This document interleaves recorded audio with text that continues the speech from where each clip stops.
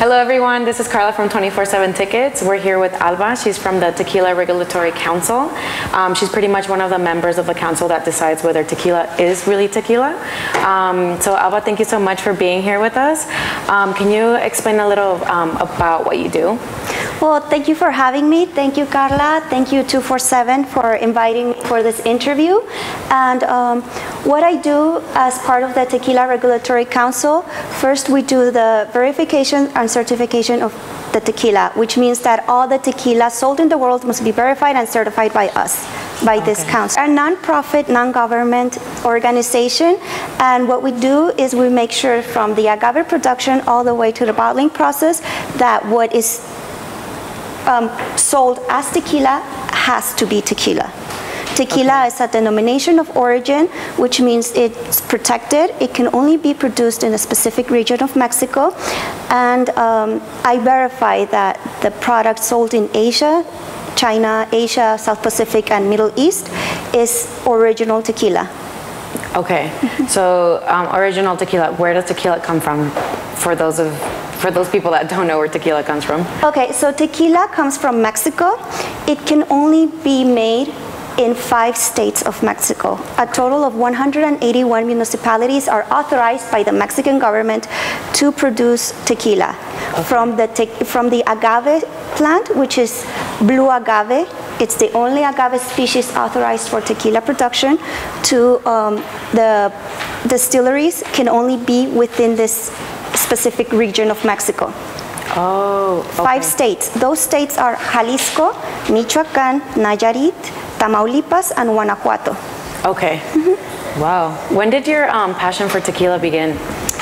I guess since, being Mexican, we're born with it. Yeah. It's in our blood. It's really in our culture. Yeah, but actually it began, the more I learn about tequila, the more I fall in love with it, because of course, when you're growing up, when you're your early years of college, you drink cheap quality tequila, or you drink, and without even knowing it, probably you're drinking fake tequila, and that gives it a bad image. So as soon as I started learning more about the product, giving it a second chance, of course you start to fall in love, because you start to learn not only the properties, the difference between each one of the categories, but you also start to appreciate it. Okay, so what makes tequila tequila? Like, what are the big differences between fake or really cheap tequila versus like really high quality one? For example, first of all, tequila can only be made with one agave species. Although in Central and South America, you can find over 280 different agave species. Tequila is authorized only to be made with blue agave.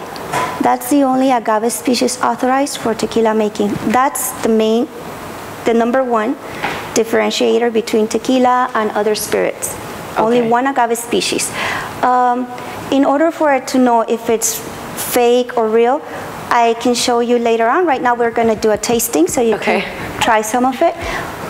But of course you have to know where to buy your product. You're not going to go to a sketchy store, down the street and purchase something. You're not going to go to the fake market. You have to know where you actually buy any kind of spirit, because it might be fun for certain people to get their friends really drunk really fast.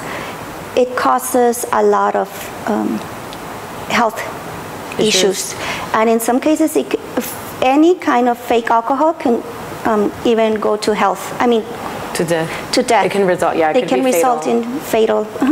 Okay, so I know there's different types of tequila. I know there's golden, silver, there's añejo, there's reposado. Like, what are the main differences besides like the color, for example? Okay, so tequila is divided into categories and 5 classes each. The categories are, we have tequila, and then we have tequila 100% agave. The difference between these two are the sugars. For example, the category tequila, it means it's at least 41% of the sugars come from the blue agave, and the 49%, the rest, the sugars can come from sugar cane, glucose, fructose, any other different kind of sugar, except other agave species. Okay, that's the tequila. which is what you usually see in cocktails, you know, to mix, and a lower quality maybe. Okay. And then we have tequila 100% blue agave, which means that 100% of the agave sugars in the product come from the blue agave species, from the blue agave plant. Meaning this one is good for people who have diabetes. It doesn't give you a hangover. It has different properties, and it's considered high-end. Okay, so that one's like pretty good for your health. Of course, yes. Even when I do tastings, I usually have them Monday through Thursday. Okay. And people are sketchy about going. They're afraid. They're like, oh no, I have to work tomorrow night. Nothing's gonna happen. As soon as they try 100% tequila, it doesn't matter the brand, just 100% blue agave tequila, I turn around and the bottle's gone. I'm like, dude, you know, like, and then they text me the next day. I'm like, I'm at work and I feel fine. So it's very, very important, you know, that's the main difference between the two categories. Okay. And then the classes, both of them have silver, gold, reposado, añejo, and extra añejo. Okay. The main difference between them is, of course, silver has never been matured inside a wooden barrel. Okay. It's bottled immediately after the second distillation. Okay. For tequila, we distill the product twice, so it looks crystal white, like you can see here. But I'll show you when we do the tasting. Okay. Gold tequila is a mix between reposado and añejo. And that's why it has a little bit of color. Reposado has been inside the barrel for 2 months, less than 1 year. Okay. Okay? And then añejo has been inside the barrel for 1 year, less than 3 years. Okay. And extra añejo is 3 years and above. Sometimes you even find tequilas that are 25 years matured inside a barrel. And the way we monitor this is a member of the Tequila Regulatory Council in Mexico goes to the cellars where they have the tequila maturing, and we seal them.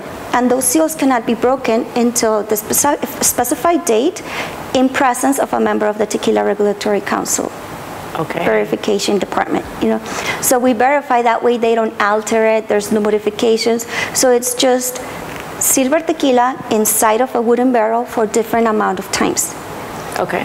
Reposado, 2 months, less than 1 year. Añejo, 1 year up to 3. And extra añejo, 3 years and above. There's no limit. Okay. So the older that they're in the barrel, the darker it gets. Okay. Does it necessarily, like, does the flavor get richer, or it just depends? Of course, it modifies the flavor, but another factor to consider is how many times the barrel has been used. And how toasted it is on the inside. You know, sometimes you find tequilas that say single barrel, and they only use that that barrel 1 time. Okay. So that even though, you know, it could be a reposado, it might be a little bit lighter, but it's a single barrel. So the wood doesn't penetrate as much because it's been only used once. Okay. But the more toast it is inside of the barrel, the darker it gets. Oh, wow, I didn't know that. Facts. What are the... Now you know. Yeah, the more you know. So when you taste, what are the proper ways to taste tequila? Okay, when I do tastings, I like to do it this way and sip it. Drink it slowly so you can actually appreciate the flavors of the tequila. Of course, at a club, I understand you're not going to be at the club, you know, jamming to this. I get it. It's a different ambiance. But if you're at a restaurant, the whole point of this activity is also you can pair it with some meal, and you can enjoy it and savor it. Okay. So, for example, that's why I recommend it this way. But I understand the most popular way that people like to enjoy tequila is with the shot glass. However, to me, that's not enjoying it. That's trying to get drunk really, really fast. Okay. You know, I'm not savoring it because all you do is you just like swallow it. Yeah, you just go for it. Go for it.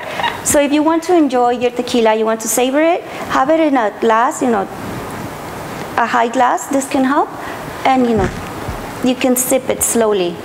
Okay. Okay. Is there like a smell that you should look out for, or is it mainly just like tasting it? You tell me. We can do it. This Okay. is Tequila Silver. This is tequila from the category tequila, and it's silver. So it has never been matured. Okay. So right now, as you can see, the color from the second distillation, it's completely clear. Yeah. You know, so crystal clear. Now we can smell it. Okay. Be careful because it's still alcohol, so try to do it slowly. Okay.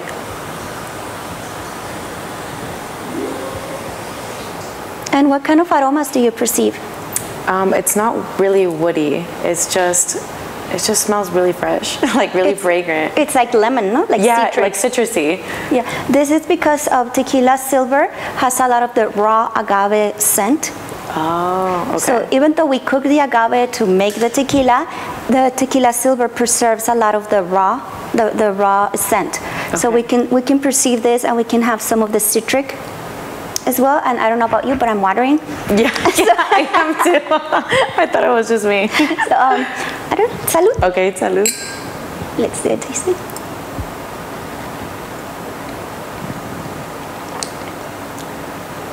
It's really smooth. It's really smooth, right? Very smooth. When it's a smooth tequila like this, you can enjoy it, you know, savoring it. Yeah. You know, you didn't get the aftermath that a lot of people make, or, you know, a lot of people, Yeah. when I introduce myself and I say the word tequila, they say, I have a bad tequila experience. Yeah. Inside of me, out of respect, I don't say you've only had bad quality tequila, or maybe fake tequila, you know. Yeah, possibly. But, you know. You're so right. This Tequila Silver, we recommend you can pair it with ceviche Ooh. or aguachile because Okay. of the citric scent you get. It helps your mouth water. You know, It like prepares you. it prepares you. And then, you know, with the ceviche, all the lemon, all the chile. Yeah, it really enhances the flavor. Exactly. Wow, you're so right. Because a lot of people get like a gag reflex and they're just like, oh my God, I can't anymore. But this is really smooth. Wow, okay. Now we're gonna go with the reposado. Okay. Reposado tequila has been in the barrel for 2 months, less than 1 year. This is 100% blue agave tequila. Okay. So again, let's do the scent. It's really sweet. It's almost like honey. This one, and we don't add any flavoring to it. I mean, this is just what the product absorbs from the barrel, immediately from the barrel. Okay. So you can perceive a little bit of, I don't know, butterscotch, I guess? Yes, yeah. It's really sweet. And again, salud. Salud.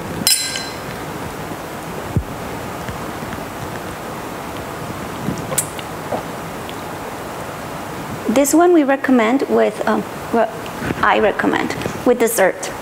Okay. I don't know, like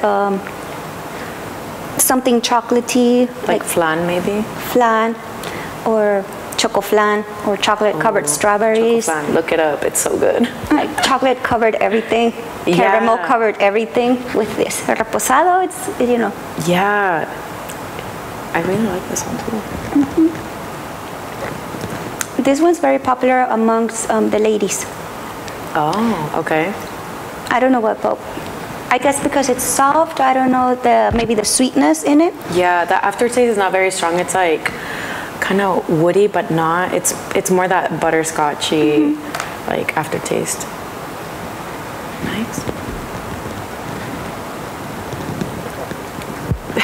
So good. And Okay.